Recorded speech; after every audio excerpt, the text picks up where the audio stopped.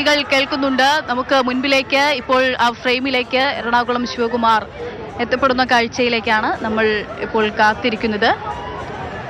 തൃശ്ശൂർ പൂരത്തിൻ്റെ ഏറ്റവും അവിസ്മരണീയമായ അല്ലെങ്കിൽ സവിശേഷമായ കാഴ്ചയിലേക്കാണ് നമ്മൾ പോകുന്നത്.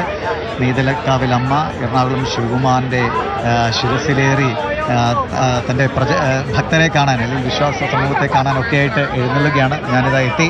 പൂരം തുടങ്ങാൻ പോവുകയാണ്. വിളംബരമാകാം. ഇനി മറ്റ് ഘടകപൂരങ്ങളൊക്കെ നാളെ മുതൽ നമ്മൾ കാണാനിരിക്കുന്നതാണ്. കടമ്പല ശാസ്താവടക്കം ഉള്ള ഘടകപൂരങ്ങളൊക്കെ രാവിലെ മുതൽ എഴുന്നള്ളത്ത്, അത് വന്ന് ചേരുന്ന മുറയ്ക്ക് പിന്നെ എഴുന്നേത്തറമേളം, പിന്നീട് അങ്ങോട്ട് കുടമാറ്റം നമുക്കറിയാം 15 മിനിറ്റായി ചുരുക്കിയിട്ടുണ്ട്. കുടമാറ്റമൊക്കെ വലിയൊരു കാഴ്ചയാണ്. അത് കുറഞ്ഞു പോകുന്നതിൽ വിഷമമുണ്ടാകും. പക്ഷേ ഇപ്പോഴത്തെ സാഹചര്യങ്ങൾ പരിഗണിച്ച് ദേവസ്വങ്ങളും പൂരപ്രേമികളും സർക്കാരും ഒക്കെ ചേർന്നെടുത്ത ഒരു ഉചിതമായ ഔചിത്യപൂർണമായ ഒരു തീരുമാനമായിട്ട് തന്നെ നമുക്കതിനെ കണക്കാക്കാം. അടുത്ത വർഷം കൂടുതൽ ഇത്തവണ നമുക്ക് നഷ്ടപ്പെട്ടോ എന്ന് കരുതുന്ന കാര്യങ്ങളൊക്കെ നമുക്ക് കൂട്ടിച്ചേർത്തുകൊണ്ട് കൂടുതൽ മനോഹരമായി നടത്താം.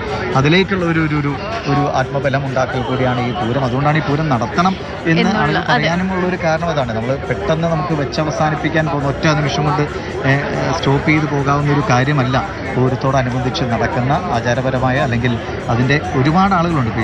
വന്ന് ഈ നഗരിയിൽ കാണുന്ന ആളുകൾ മാത്രമല്ല, പക്ഷേ എത്രയോ ആളുകൾ പലയിടങ്ങളിലായി പൂരത്തിന്റെ ഭാഗമായി അവരുടെ ജീവിതം മുന്നോട്ട് കൊണ്ടുപോകുന്നുണ്ട്. അപ്പൊ അവരുടെയൊക്കെ ഒരു നമുക്ക് വീണ്ടും ആ മേളപ്പെരുക്കം നമുക്ക് കേൾക്കാൻ സാധിക്കുന്നുണ്ട്. വീണ്ടും ആ ശബ്ദം നമ്മൾ കേൾക്കുകയാണ്. താളമേളങ്ങൾ നമ്മൾ കേൾക്കുന്നു. അതിനർത്ഥം നമുക്ക് അടുത്തേക്ക് എത്തി കൂടുതൽ അടുത്തേക്ക് ആ മനോഹരമായിട്ടുള്ള കാഴ്ച നമുക്ക് മുൻപിലേക്ക് എത്തുന്നു എന്നുള്ളതാണ്. നെയ്തലക്കാവിലമ്മയെ തിടമ്പിലേറ്റി എറണാകുളം ശിവകുമാർ നമുക്ക് അടുത്തേക്ക് എത്തുന്നു എന്ന് വേണം മനസ്സിലാക്കാൻ. ഈ തെക്കേ ഗോപുരനട, വടക്കുംനാഥന്റെ ഈ തെക്കേ ഗോപുരനട അതാകെ തുറക്കാറ് ശിവരാത്രിക്കും ഒപ്പം തന്നെ പൂരത്തിനു മാത്രമാണ്, പൂരം നാളിലും മാത്രമാണ്. അപ്പോഴിതാ ആ കാഴ്ചയിലേക്കാണ് നമ്മൾ ഇവിടെയുള്ള എല്ലാവരും കണ്ണുനട്ടിരിക്കുന്നത്. അതിനപ്പുറത്തേക്ക് അത്രമാത്രം ടെലിവിഷൻ പ്രേമികളും കാത്തിരിക്കുന്ന കാഴ്ചയാണത്. നേരിട്ട് കാണാൻ പറ്റാത്ത എനിക്ക് തോന്നുന്നു പക്ഷെ കുറേ ആളുകൾ ടി വിയിലൂടെ ഒക്കെ കാണുന്നുണ്ടാവും അല്ലേ? കാരണം ചൂട് കൊണ്ടൊക്കെ വരാൻ പറ്റാതെ പോകുന്ന ആൾക്കാരുണ്ടാകും. പ്രത്യേകിച്ച് ഈ ഒരു സാഹചര്യത്തിൽ പൂരം അതിൻ്റെ ഒരു പൊലിമ കുറയ്ക്കുന്നു എന്ന് പറഞ്ഞപ്പോൾ ആളുകൾ സ്വയം പിൻവാങ്ങിയിട്ടുള്ള, പക്ഷെ അതിനനുസരിച്ച് ഇത്തവണ തിരക്ക് കുറവായിരിക്കുമെന്ന് കരുതി പലയിടങ്ങളിൽ നിന്ന് വന്ന ആളുകളും ഒക്കെ ഉണ്ട്. പക്ഷെ നോക്കുമ്പോൾ സാധാരണ ഇതിലൊരു ആൾ തിരക്ക് ഇപ്പോൾ ആയിട്ടുണ്ട് ഏകദേശം.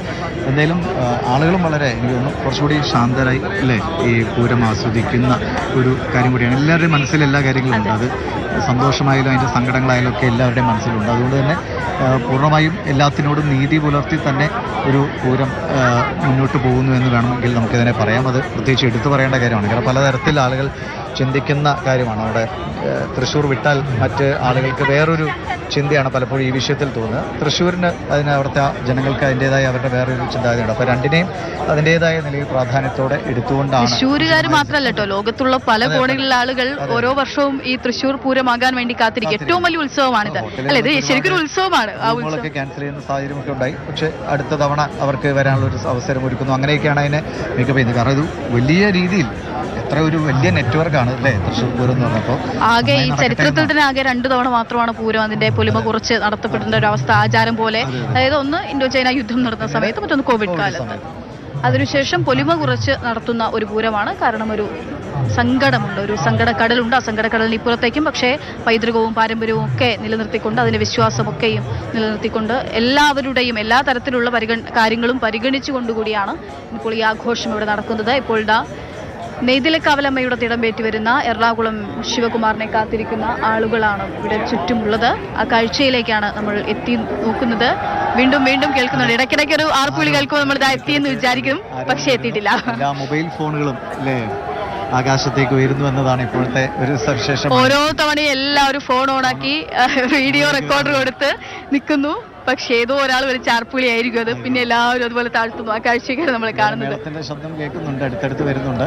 ഏത് നിമിഷവും ഗജകേസരി അവിടെ ആ വാതിലിന്റെ അഴികൾക്ക് പിന്നിൽ പ്രത്യക്ഷപ്പെടും. നെയ്തലക്കാവിലമ്മ പ്രത്യക്ഷപ്പെടും. പിന്നീട് ആ വാതിൽ തുറന്ന് അവൻ പുറത്തേക്ക് ഇറങ്ങുന്നത് കാണാനുള്ള ഒരു അഴകാണ്. പൂക്കൾ കൊണ്ട് വൃഷ്ടി നടത്തുന്നുണ്ട് അല്ലേ?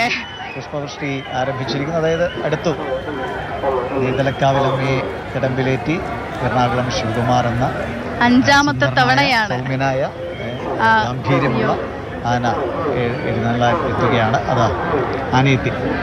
ദൃശ്യങ്ങളിൽ പ്രേക്ഷകർക്ക് കൃത്യമായി കാണാമെന്ന് കരുതുന്നു. പുഷ്പവൃഷ്ടിയുണ്ട്. അതെ നമുക്ക് ദൃശ്യങ്ങളിൽ വ്യക്തമാണ്. അതാ എത്തിക്കഴിഞ്ഞിരിക്കുകയാണ്.